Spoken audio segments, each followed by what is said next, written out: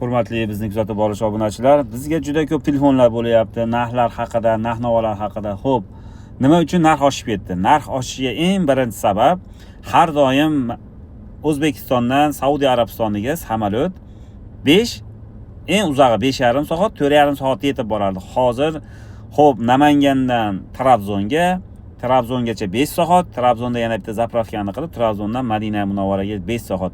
Taqriban общий 11 soat samolyot uchilyapti. Shuni nisbatiga biletlarning narxi oshib ketgan.